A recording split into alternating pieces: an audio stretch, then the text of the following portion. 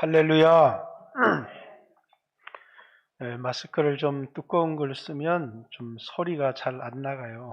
그렇지만 여러분들이 더 집중해서 좀 잘 들어주셨으면 좋겠습니다. 우리 옆 사람하고 2022년 첫 주일 예배로 드리는데, 하나님이 올 한 해도 독수리 날개치며 올라감 같은 그런 새 힘, 주를 위해서 살 수 있는 힘, 그런 힘을 여러분에게 주었으면 좋겠습니다. 옆 사람에게 주님이 새 힘 주시기를 원합니다. 이렇게 인사 한번 하겠습니다.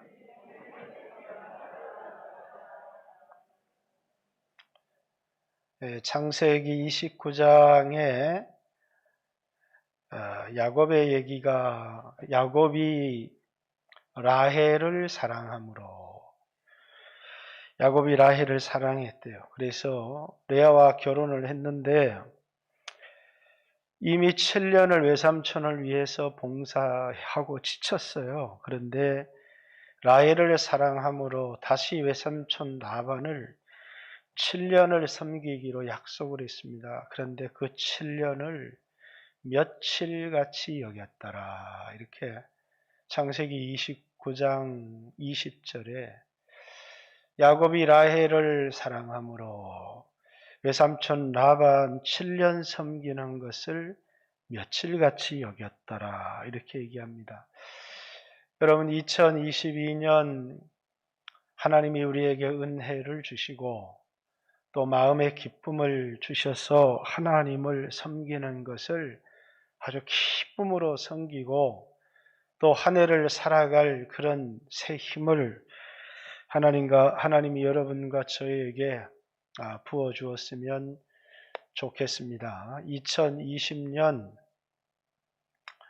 5월 달에 코로나가 한창일 때 하나님이 코로나를 우리가 어떻게 이겨야 되겠습니까? 그랬더니 하나님이 감동으로 제 마음속에 주셨던 말씀이 고린도후서 5장 15절 16절, 그가 모든 사람을 대신하여 죽으심은 살아있는 자들로 하여금 다시는 그들 자신을 위하여 살지 않고 오직 그들을 대신하여 죽었다가 다시 살아나신 이를 위하여 살게 하려 함이라 라는 말씀을 주셨고, 그래서 제가 오후 예배 5번에 걸쳐서 여러분과 이 말씀을 나눈 적이 있습니다.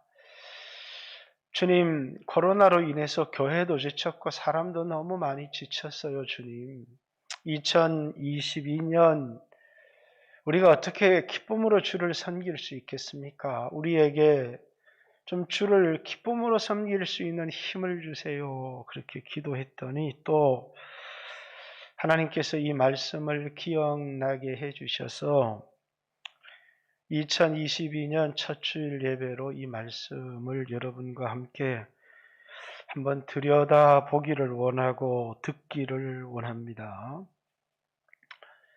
여러분, 사도행전 5장에 보면 아나니아와 삽비라라고 하는 사람의 얘기가 나옵니다. 이 사람은 자기의 소유를 팔아서 이제 사도들의 발 앞에 두는데, 소유를 팔고 보니까 좀 아까운 마음이 들었던 모양이죠. 그래서 자신의 소유 일부를 감추었는데 이제 자신의 아내 삽비라도 알았다, 이렇게 얘기를 합니다. 그리고 이제 그 재산을 사도들의 발 앞에 가지고 오니까 아나니아야 하면서 말하기를 내가 어떻게 성령을 속이고, 이렇게 얘기를 합니다. 성령을 속였다는 거예요. 그래서 이제 이 아나니아가 그 자리에서 죽임을 당하고 시체를 메어서 나가는데 삽비라가 또 들어왔어요. 그러니까 소유에 판 것이 이것이 전부냐 그랬더니 그렇다, 똑같이 내가 성령을 속이고 해서 이 두 부부가 하루아침에 죽임을 당했습니다. 제가 이제 새신자일 때는 아니, 안 드려도 괜찮은데 주님 앞에 제물을 드리는데 그것 조금 이렇게 좀 내가 떼두었다고 하나님이 이렇게 사람을 죽이시는 것이 옳은가라고 하는 그런 생각을 한 적이 있습니다. 오래 지나서 이 본문의 참 뜻을 이해하고 나서야 이 말씀의 의미를 알게 되었지만 왜 아나니아와 삽비라가 죽임을 당했습니까? 헌금을 좀 떼어 먹어서 자기가 드려야 될 헌금을 좀 감추어 두어서 죽임을 당한 겁니까? 그런 건 아니죠. 그 4장 끝절에 보면 이제 바나바라고 하는 레위 지파의 사람이 구브로에 있는 자신의 땅을 팔아서 사도들의 발 앞에 두니라 이렇게. 그래서 이 아마 바나바라는 사람은 교회 안에서 굉장히 인정을 받고 존경을 받는 사람이었던 것 같습니다. 그런데 이제 이 아나니아라는 사람도 이제 그런 존경과 그런 사람의 인정을 받고 싶어서 그래서 이제 자신의 소유를 팔아서 사도들의 발 앞에 두는데 근데 이제 사람에게 인정을 받고 싶은 이제 하나님 앞에서 내 모습이 어떤가가 중요한 게 아니고 이제 사람에게서부터 인정을 받고 싶은 그런 마음 때문에 소유의 일부를 떼어서 두면서 이제 사람에게 인정받는 대가로 헌금의 일부를 드린 것이죠. 이제 이런 걸 외식 이렇게 얘기합니다. 사람에게 보이려고 너희 의를 행하지 않도록 주의해라. 하나님 앞에서 행해야 되는데 자, 하나님은 두렵지 않아요. 하나님은 두렵지 않습니다. 근데 뭐냐면 사람에게 인정받지 못하는 것 그리고 사람에게 인정받고 싶은 욕구가 너무너무 많은 거예요. 그래서 이렇게 성령을 속인 것입니다.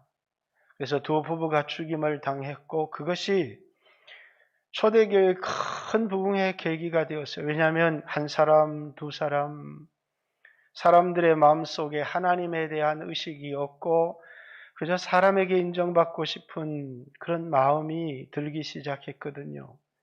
그런데 이 아나니아와 삽비라의 사건을 인해서 온 교회가 하나님을 두려워하니라 이런 결과를 가지고 옵니다.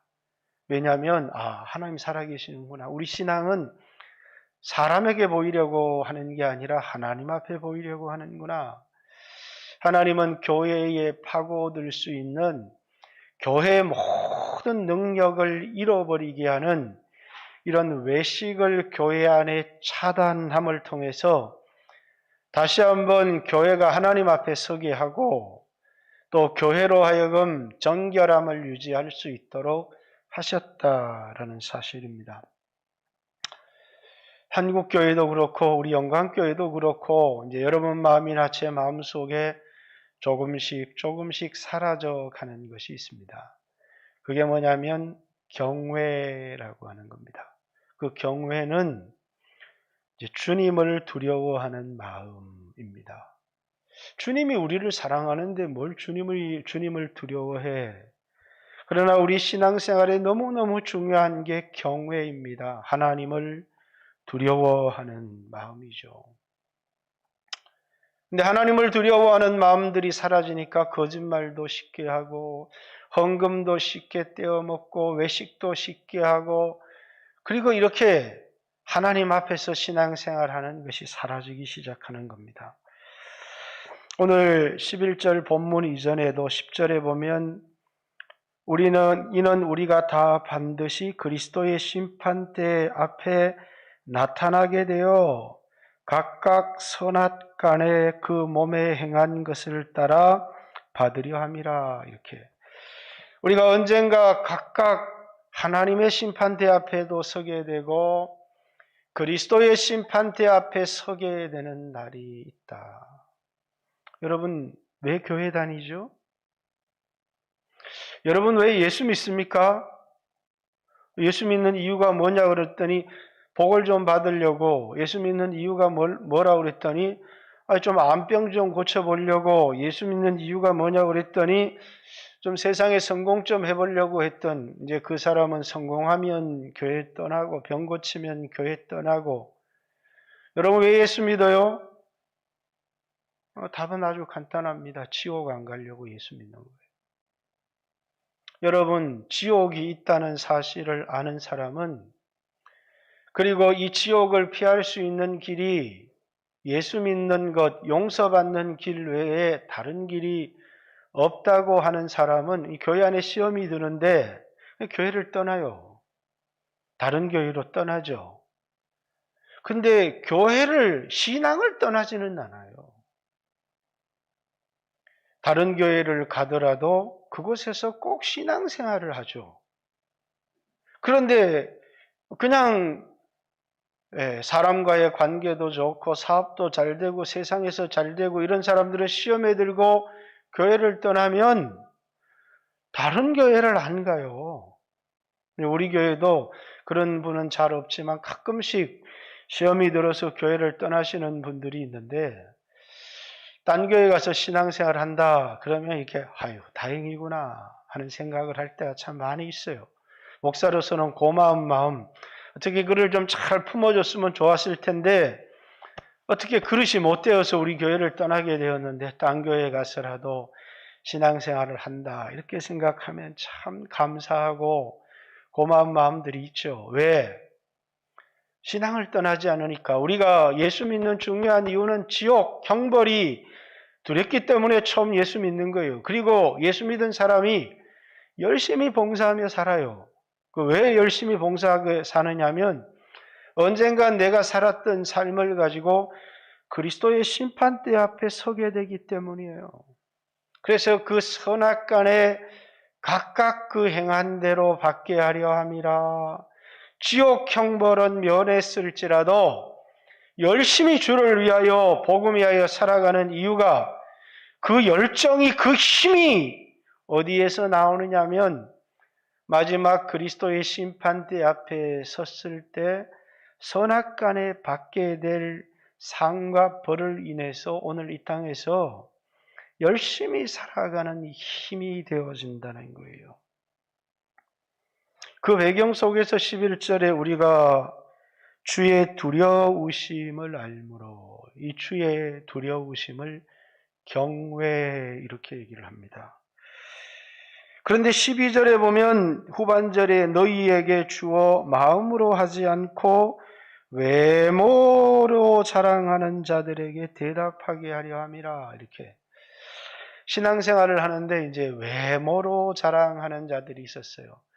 특별히 추천서를, 예루살렘의 그 큰 사도들의 추천서를 가지고 다니면서 내가 이런 사람이야 라고 말하는, 또 이제 추천서뿐만 아니라 수사학을 전공해서 이제 오늘날에는 어디 강의를 가면 어느 교회는 얼마 주고 어느 교회는 얼마 주고 이렇게 하지만, 그 당시에는 내용이 중요한 게 아니라 사람들이 얼마나 많이 모이느냐가 중요했고 모이는 머릿수에 따라 사례를 지불했는데, 그러니까 이 말을 능수능란하게 잘했는데 그 안에 들여다보면 들을 알맹이가 하나도 없다는 거예요. 그래서 이런 자신의 외모를 자랑하는, 사람에게 보이고 과시하고 싶어 하면서 그러나 마음으로, 하나님은 우리의 마음을 보시고 우리의 중심을 보시는데 하나님 앞에서 내 중심을 들여다보는 사람이 아니라 그저 사람 앞에서 존경받고 인정받으려고 신앙생활하는 사람들이 굉장히 많이 있었다. 이런 게 이제 외식이 교회 안에 침투한 겁니다. 근데 바울은 우리가 잘 알듯이 그는 언제나 어떤 신앙생활을 했느냐 하면, 오늘 내가 사람들에게 인기가 있느냐, 인정을 받느냐, 이게 중요한 게 아니고 마지막 그리스도의 심판대 앞에서 내가 어떻게 서게 될 것인가를 늘 생각하고 오늘을 살았다는 거예요. 이걸 이제 신학적으로는 종말론적 신앙 이렇게 얘기하는데, 오늘 내가 얼마나 인기가 있고 오늘 내가 얼마나 편안하고 내가 오늘 얼마나 인정을 받고 하는 건 하나도 중요하지 않다는 거예요. 마지막 그리스도의 심판대 앞에 섰을 때 나를 심판하실 이는 그분이시다는 거예요. 그분이 나를 어떻게 나에 대하여 말씀할까? 고린도 교회에 부활이 없다고 하는 사람들이 나온 거예요. 근데 바울이 뭐라고 얘기하느냐면 내 삶을 바라 부활이 없는지, 내가 부활의 주님을 만나지 않았다면, 여러분, 바울이 부활하신 주님을 만나지 않았고 자기가 부활을 믿지 않는다면 말은 예수 부활했습니다, 예수 믿는 여러분도 부활합니다, 그렇게 말하지만 절대 바울과 같은 희생의 삶을 살 수는 없는 거죠. 그가 부활하신 예수님을 만났다고 하는 증명서가 뭐냐면, 또 그가 부활을 믿는 증명이 뭐냐면 자기 삶이에요. 만약에 부활이 없다면 내가 세상에서 가장 불쌍한 사람이다. 니들도 내 삶을 한번 봐. 내가 부활의 주님을 만나지 않았다면, 내가 내 부활을 믿지 않는다면 누가 이렇게 살겠느냐는 거예요. 그렇죠. 바울은 언제나 그 삶이 자신의 부활의 때를 생각하고 하나님의 심판대 앞에 설 그 날을 생각하고 오늘을 살았다는 거예요. 그의 삶의 그 근원적인 두려움 또 용기, 이게 무엇이었느냐면 주님 앞에 서게 될 그 날을 생각하고 그것 때문에 오늘 열심을 내고 그것 때문에 오늘 희생을 하고 그것 때문에 오늘을 최선을 다해서 살아가는 힘이 거기에서 나왔다. 여호와를 경외하는 사람은 독수리 날개치며 올라간 같은 새 힘을 얻을 것이다. 다시 말해서 바울에게 이런 열정적인 봉사와 열정적인 희생의 삶이 오늘 사람에게 인정을 받기 위한 것이 아니라 마지막 하나님 앞 심판대 앞에 섰을 때 그분으로부터 받을 칭찬과 인정과 면류관이 오늘 그의 희생과 열정적인 헌신의 삶을 가능하게 만들었다라는 것을 이제 우리에게 말해주고 있는 겁니다. 너희도 그렇게 살아라 라는 이야기를 하고 있는 것이고요. 여러분, 2022년을 우리가 열심히 살 수 있지만 그 열심을 살아가게 하는 에너지, 또 교회 안에서도 열심히 봉사할 수 있지만 그 열심으로 봉사하게 하는 그 불, 우리 마음에 일어나는 뜨거운 열정이 중요한데 그 열정의 근원은 더 중요하다는 거예요. 사람에게 인정받고 싶어서 내는 열정은 하나님으로부터 전혀 인정을 받지 못해요. 그래서 어떤 사람은 사람에게 인정을 받기 위해서 열정을 내요. 또 어떤 사람은 사람에게 인정받기 위해서 열정을 내는 게 아니라 자기가 도덕적으로 선한 사람이 되고 싶어서, 그래서 자기 안에 인간적으로 아주 이렇게 다른 사람을 긍휼히 여기고 불쌍히 여기고 그래서 막 열심을 냈어요. 그러나 그건 전부 다 하나님을 기쁘시게 하는 뜨거운 불이 아니에요. 여러분, 이 불은 어디서 와야 되는 거냐면, 이제 구약 성경에 아론의 네 아들 중 첫 번째 아들, 두 번째 아들 나답과 아비후가 다른 불로 성전에서 제사를 드렸는데 하나님으로부터 은혜가 확 내려와야 될 텐데 하나님으로부터 불, 예수님은 손에 키를 들고 알곡은 모아 곳간에 들이고 쭉정이는 꺼지지 않는 불에 태우시리라 이렇게 얘기했는데 성전에서 불이 나와서 나답과 아비후를 삼켜버렸어요. 왜? 다른 불로 제사를 드렸기 때문에. 그러면 드려야 될 불이 어떤 불로 성전에 불을 밝히고 하나님 앞에 제사를 해야 되느냐면 제단에 그 하나님께 드리는 희생의 제물을 태운 그 불로 성전에 들어가서 제단의 등을 밝혀야 되는데 그 불이 아닌 다른 불로 성전에서 제사를 드리다가 은혜가 내려온 게 아니라 하나님의 심판을 받아서 죽임을 당하였다 이렇게 얘기합니다. 우리가 한 해를 살아가며 열심을 내고 봉사하지만 우리가 돌아봐야 될 것, 내 안에 열정이 식어버린 사람도 있고 또 열정이 있지만 다른 열정, 하나님이 우리에게 주신 하나님의 열심이 아닌 자기 열심으로 살아가는 그런 사람들도 많이 있다는 거예요. 바울이 내가 하나님의 열심으로 열심을 내노니 한 것처럼 우리 안에 열정이 있어야 되고 불이 있어야 되는데 그 열정과 불은 하나님이 주신 불이어야 된다는 거예요. 그 불은 어디에서요? 제단에서. 그래서 오늘 14절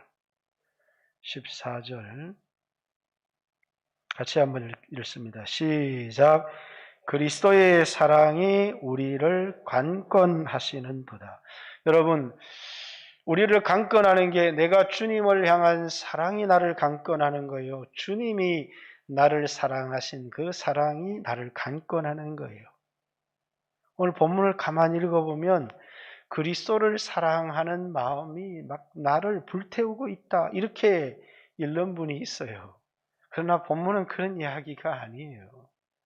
그리스도를 사랑하는 마음이 막 내 안에 불이 타요 이런 말이 아니라 그리스도의 사랑이, 주님이 나를 사랑하시는 그 사랑이 나를 강권한다는 거예요. 주님이 나를 사랑하신 그 사랑이 뭐예요?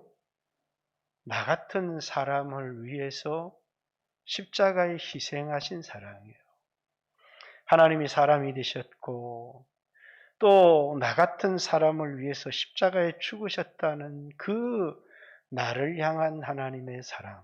내가 주님을 사랑해야 되겠지만 나를 사로잡는 것, 나를 관건하는 게 뭐냐면 그리스도의 사랑. 그러니까 바울의 안에 하나님을 위하여 일하지 않을 수 없도록 그의 마음을 사로잡는 게 뭐였냐면 자기가 주님을 뜨겁게 사랑하는 그것이 아니라 주님이 자기를 사랑한 그 사랑이 자신의 마음을 사로잡더라는 것입니다.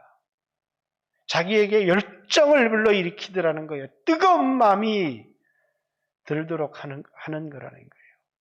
바울이 아마 이 고린도 후서를 쓸 때는 AD 56년, 57년 경이었던 것 같아요.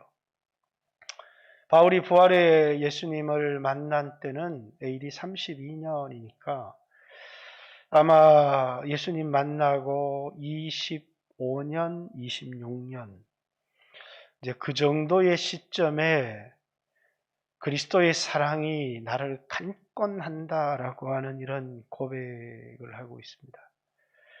여러분 예수님 만나고 다 뜨거운 사랑이 있었죠. 첫사랑이 있었고 뜨거운 사랑이 여러분에게 있었어요. 근데 여러분 예수 믿고 만난 지 몇 년 됐습니까? 뭐 여기 30년 넘은 사람, 40년 넘으신 분들도 있을 거예요.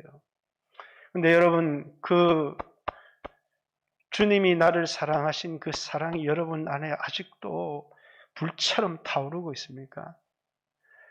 그 사랑을, 그 첫사랑을, 그게 몇 년 가겠어요, 목사님? 언제까지 그 사랑 가지고 어떻게 살아요?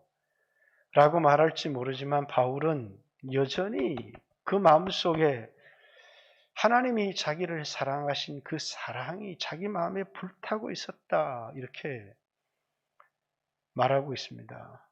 사랑하는 성도 여러분, 혹시 여러분 주님의 사랑을 잊어버렸나요? 처음에는 나 같은 죄인을 사랑한 사랑이 너무너무 컸지만 그러나 내가 또 넘어지고 죄송합니다. 내가 또 죄를 짓고 이렇게 하면서 그만 하나님이 정말 나 같은 걸 사랑하실까라고 하는 이런 나 계속 넘어지고 실패하고 또 죄짓고 불순종하고 이런 나를 여전히 하나님이 사랑하신다는 사실 자체, 이런 나를 알고 이럴 줄 알고 나를 사랑하셨다라고 하는 사실이 잘 믿어지지가 않아요. 그래서 하나님 사랑이시다 이렇게 말하면서도 그 사랑을 믿지 못하니까 불안하고, 그 사랑을 믿지 못하니까 두렵고, 또 그 사랑을 믿지 못하니까 하나님 앞에 나가기가 머뭇머뭇하고, 그런 사람들이 얼마나 많아요. 여러분, 주님의 사랑을 이해하십니까? 사랑할 수 있는 사람을 사랑하셨어요? 사랑받을 자격이 있는 사람을 사랑하셨어요? 여러분이 놀랍게 변할 줄 알고 처음에는 부족하지만 10년이 지나면 바뀌겠지, 이렇게 하셔서 여러분을 사랑하셨어요? 아닙니다.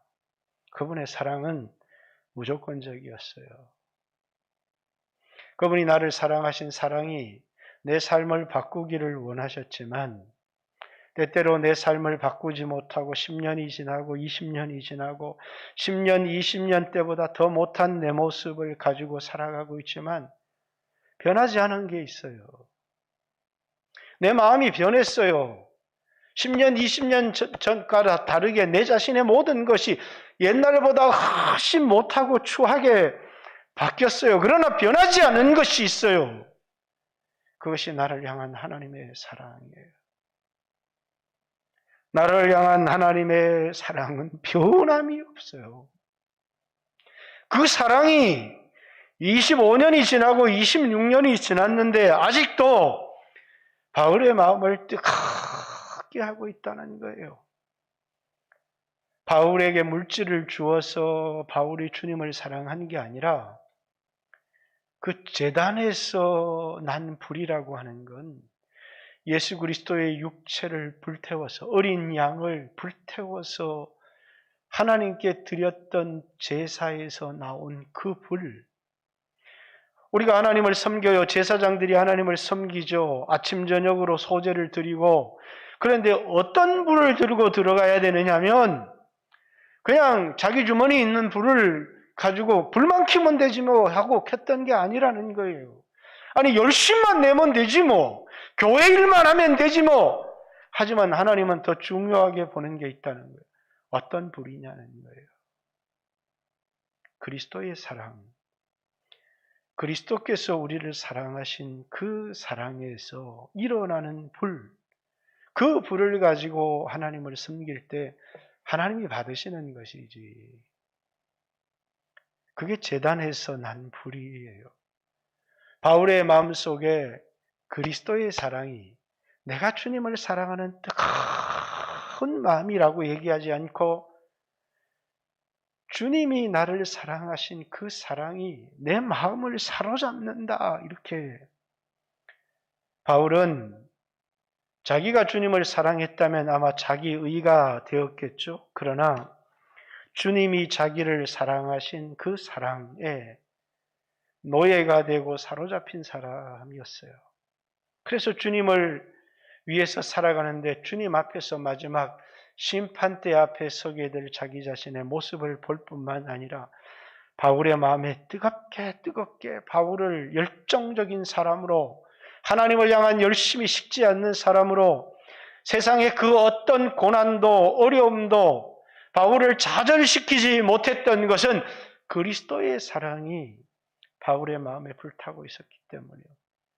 여러분, 그리스도의 사랑, 우리를 위해서 낮아지셨어요.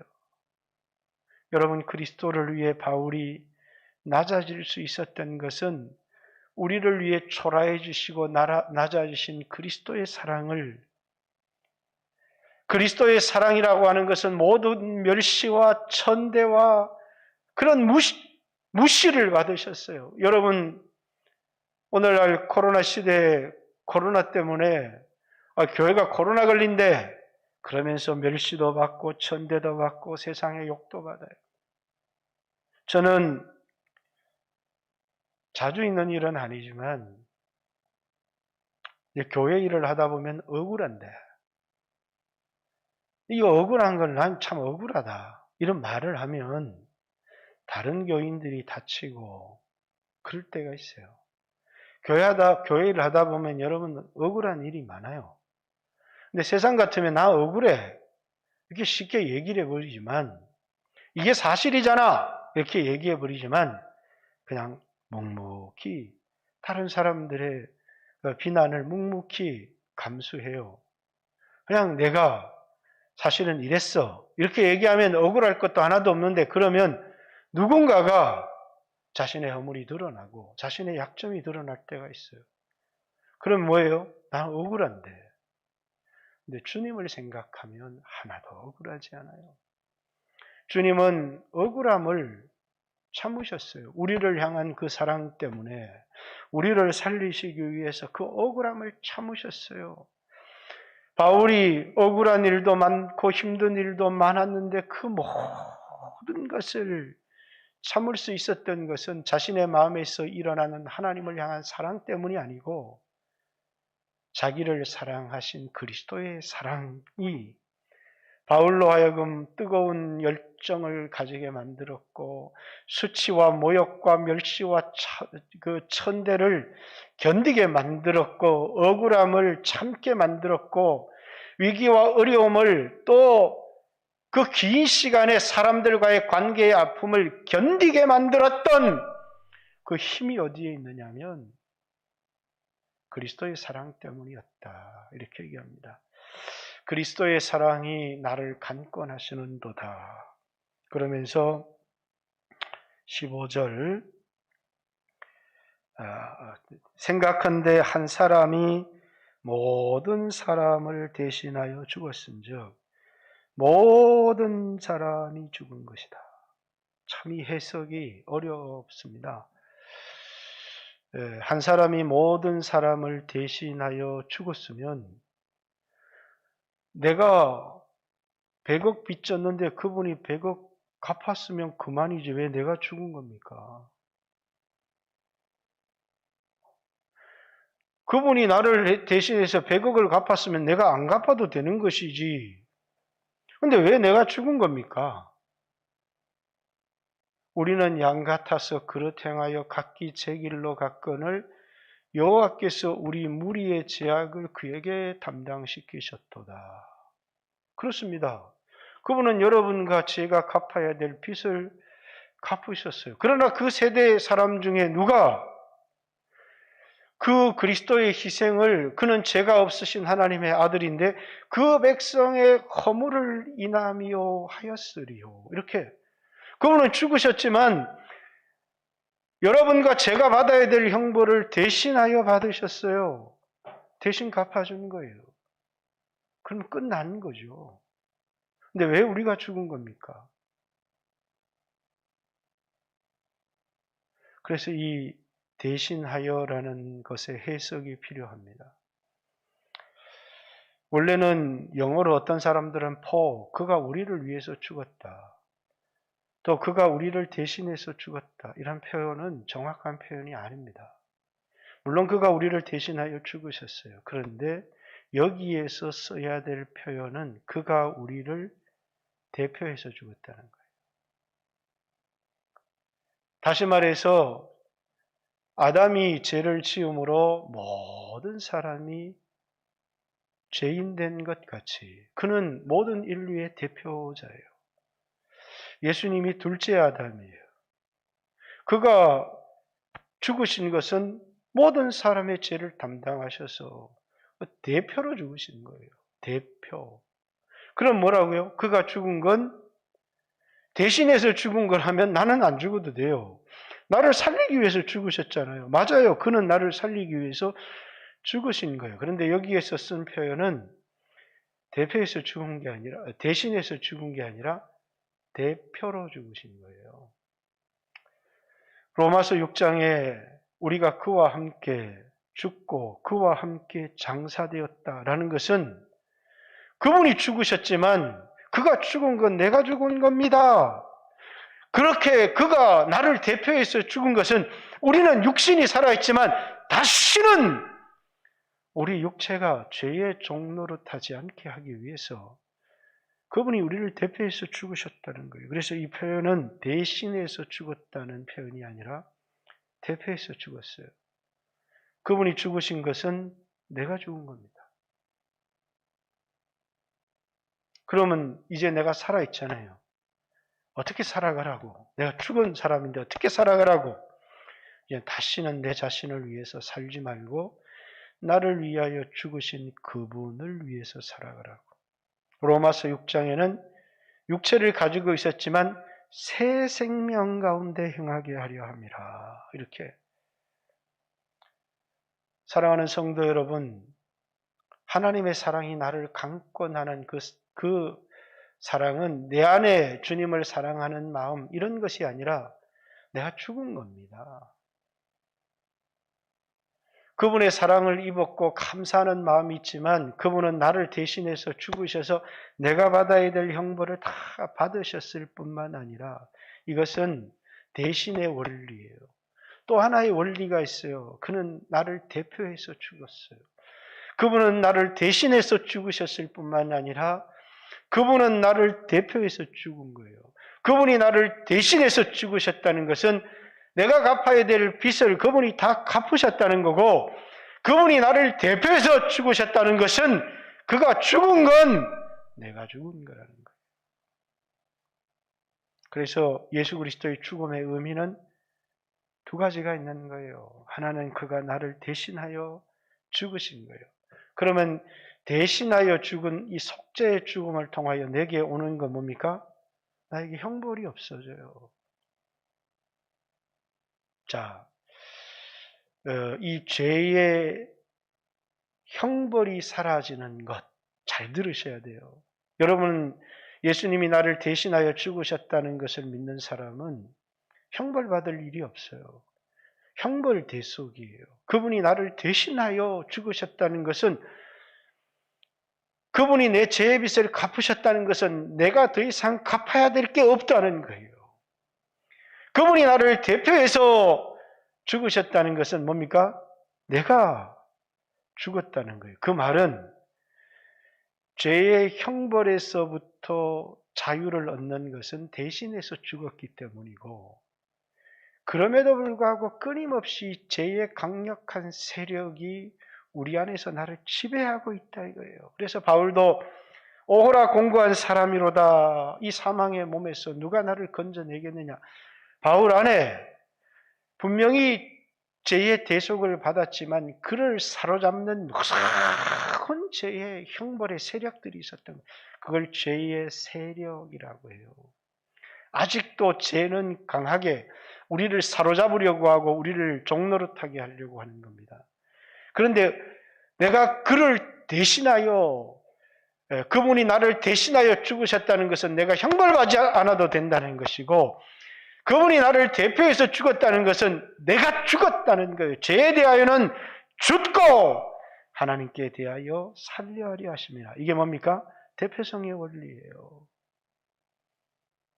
그분이 죽으신 것은 내가 죽은 겁니다. 그럼 내가 죽은 겁니다.